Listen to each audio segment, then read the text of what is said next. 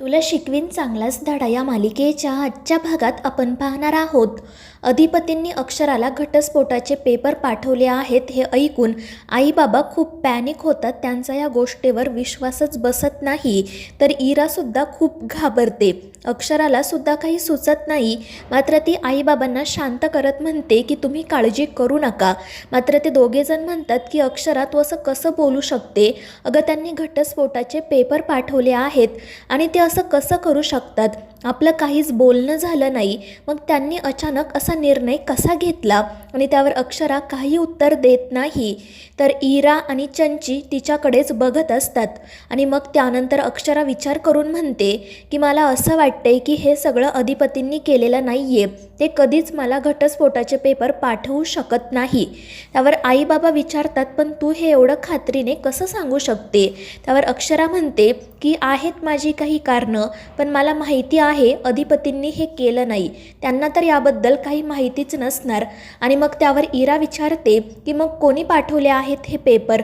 तर अक्षरा सांगते की हे काम भुवनेश्वरी मॅडमचंच असणार. आणि ते ऐकून सगळ्यांनाच धक्का बसतो. बाबा पटकन बोलून जातात की आम्ही एवढं सगळं काही केलं तरीसुद्धा त्या असं का वागल्या. आणि ते ऐकून अक्षरा त्यांना विचारते की नेमकं काय केलं आहे तुम्ही. तर बाबा पटकन म्हणतात की अगं काही नाही, आम्ही तुझं आणि अधिपतींचं लग्न लावून दिलं ना. म्हणजे त्यांचं स्थळ आम्हालाही मान्य नव्हतं आणि तुलाही, मात्र तरीसुद्धा आपण तुमचं लग्न लावून दिलं ना. लग्नात त्यांचा मानपानसुद्धा केला, मग तरीही त्यांनी असा निर्णय का घेतला. आणि त्यावर अक्षरा म्हणते की भुवनेश्वरी मॅडमच्या मनाचा तळ लागणं एवढं सोपं नाही आहे. तर त्याचवेळी चंची म्हणते की जर तुमची काही हरकत नसेल तर मी एक बोलू का. आणि त्यावर आईबाबासुद्धा हो म्हणतात. तर दुसरीकडे अधिपती आनंदानेच घरी जातो. तो सगळ्यांना पेढे वाटत असतो, नाचत असतो. त्यामुळे सगळेजण त्याला विचारतात की नक्की काय झालं आहे. पण अधिपती म्हणतो की तुम्ही फक्त पेढे खा, कारण काही विचारू नका. फक्त एवढं समजा की मी आज खूप आनंदामध्ये आहे. आणि ते ऐकून आजी, दुर्गी आणि घरातील इतर लोकांना सुद्धा आनंद होतो. ते सगळेजण पेढे खातात. मात्र तरीही आजी पुन्हा अधिपतीला विचारतात की अरे कशाचे पेढे आहेत हे नक्की. आणि त्यावर अधिपती म्हणतो की तुला कारण कळल्याशिवाय गोड लागणारच नाही ना. पण असं समज की मी एक बक्षीस जिंकलो आहे. आणि ते ऐकून आजी खूप खुश होते. तर अधिपती मितालीच्या वडिलांच्या हातावर 2 पेढे ठेवत म्हणतो की हे 2 पेढे खा, पण जर तुम्हाला काही कळलं तर ते कोणाला सांगू नका. आणि ते ऐकून दुर्गी आश्चर्याने अधिपतींकडे बघत त्यांना विचारते की काय सांगू नका. त्यावर अधिपती म्हणतो की आत्ताच तर म्हटलं ना मी त्याला की कोणाला काही सांगू नको. मग परत तू तेच का विचारते. आणि मग तो दुर्गीला सुद्धा 2 पेढे खायला सांगतो. आणि त्यानंतर तो आजींच्या हातावर एक पेढा ठेवत म्हणतो की हा पेढा थोरल्या मालकांना दे. त्यावर आजी म्हणतात अरे मग तूच जाऊन दे ना. मात्र अधिपती म्हणतो की आमच्या हातचा पेढा त्यांना गोड लागणार नाही, त्यामुळे तूच दे. आणि मग तो तेथून निघून जातो. तर दुसरीकडे चंची म्हणत असते की मी जर काही बोलले तर उगाच तुमच्या घरात वाद होतील. आणि त्यावर आईबाबा तिला सांगतात की असं काही होणार नाही, तुला जे काही बोलायचं आहे ते स्पष्टपणे बोल. अक्षरासुद्धा तिला सांगते की बोल चंचला, नेमकं काय सांगायचं आहे तुला. आणि मग त्यानंतर चंची म्हणते की मला असं वाटतं की मावशीने हे घटस्फोटाचे पेपर पाठवले नसणार. म्हणजे जर तिला असं काही करायचं असतं तर ते तिने कधीच केलं असतं ना. या दिवसाची वाट कशाला बघितली असती. आणि तिचं ते बोलणं आईबाबांना सुद्धा पटतं. तर अक्षरा तिला विचारते मग हे पेपर कोणी पाठवले. आणि त्यावर चंची सांगते इराने. ही इरा मागाशी फोनवर बोलत होती वकिलांसोबत आणि मी तिचं बोलणं ऐकलं. तिनेच हे पेपर पाठवले आहेत. आणि ते ऐकून इराला तर मोठा धक्काच बसतो. तर आई बाबा अक्षरा रागातच तिच्याकडे बघत असतात. चंचीने केलेल्या आरोपामुळे इरा खूप चिडलेली असते. ती वैतागून म्हणत असते की हे काय बोलतेस तू.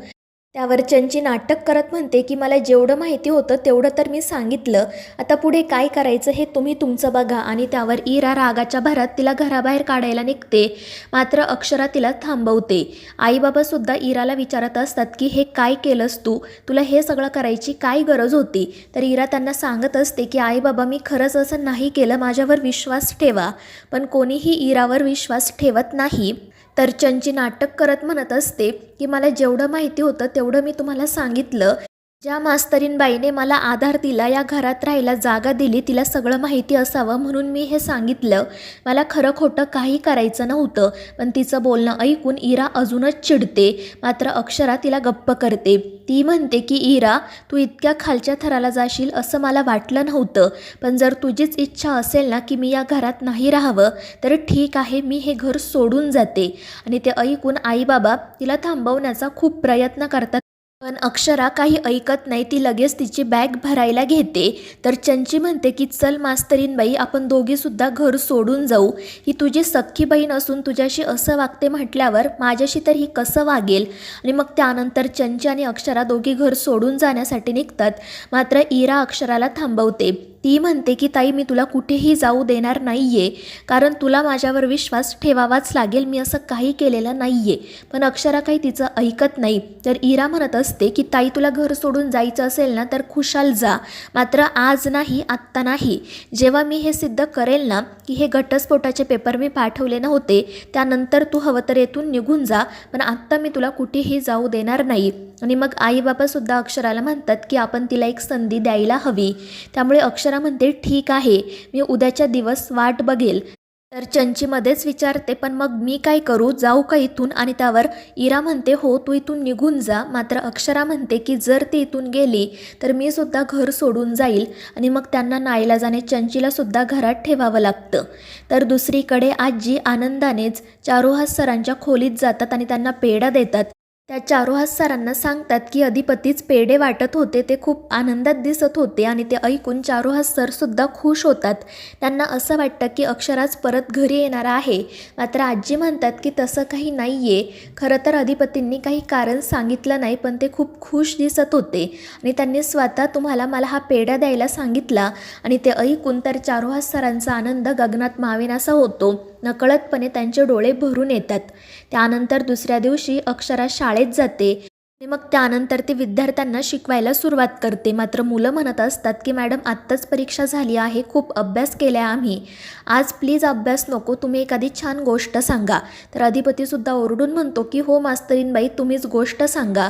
आणि मग सगळीच मुलं तिला गोष्ट सांगण्याचा आग्रह करतात. पण अक्षरा म्हणते की मी तर रोजच गोष्ट सांगते, आज तुमच्यापैकी कोणीतरी सांगा. आणि मग त्यानंतर विनय अधिपतीचा हात वर करतो. ते अधिपतीला कळतही नाही. आणि मग सगळेच विद्यार्थी अधिपतीला गोष्ट सांगण्याचा आग्रह करतात. आणि मग त्यानंतर अधिपती गोष्ट सांगायला पुढे जातो. तर अक्षरा त्याच्या जागेवर जाऊन बसते. तर सगळ्यात आधी अधिपती कावळा आणि चिमणीची गोष्ट सांगायला सुरुवात करतो. पण मुलं त्याला सांगतात की सरकार, ही गोष्ट नाही, दुसरी सांगा, राजा राणीची. आणि मग त्यानंतर अधिपती त्याची आणि अक्षराचीच गोष्ट सांगायला सुरुवात करतो. तर मित्रांनो, या मालिकेच्या पुढील भागांच्या अपडेट्ससाठी आपल्या चॅनेलला सबस्क्राईब करा.